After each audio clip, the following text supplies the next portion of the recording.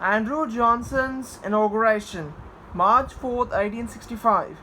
Early on March 4, 1865, approximately 50,000 people swarmed a rain-soaked Capitol Hill to witness President Abraham Lincoln's second inauguration. The day's formal program began with the traditional swearing-in of the Vice President in the Senate chambers.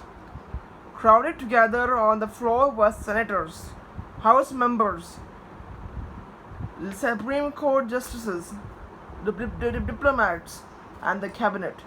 President Lincoln sat in the center of the front row. At high noon, the President pro tempore gavelled the proceedings to order. Outgoing Vice President Hannibal Hamlin entered arm in arm with his successor, the former senator and military governor of Tennessee, Andrew Johnson. After delivering his brief farewell remarks, Hamlin yielded to Johnson.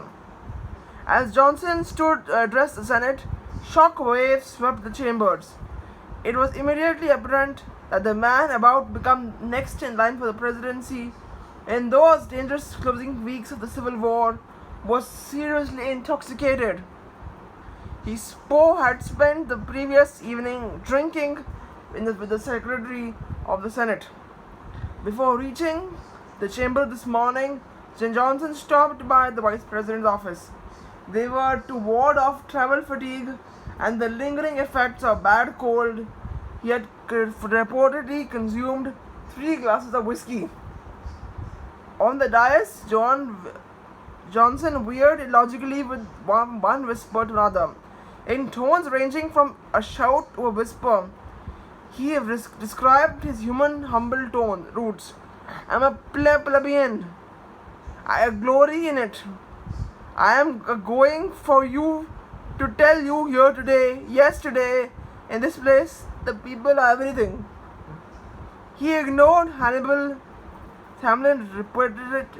repeated tugs in his jacket. Jaws dropped. Face reddened. President Lincoln closed his eyes and sat motionless. Reporters penned dispatches with that telegraph wires sped into an astounding notion. After 20 minutes, Johnson turned his back to the audience and took his oath. Holding up the Bible, he said, "I kiss this book in the face of my nation of the United States." After the newly elected senators took their oaths, President Lincoln led the stunned party out of chamber, the Capitol Rotunda, and onto the east frontal inaugural platform to greet the cheering multitude and deliver this possibly the greatest inaugural address in American history.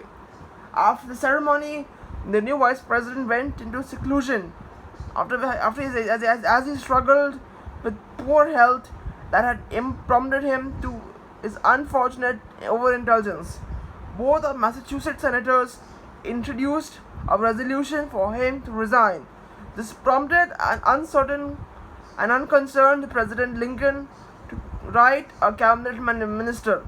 "I have known Andy Johnson for many years. He made a bad slip the other day, but yet not be scared. Andy ain't a drunkard. Thank you and good night."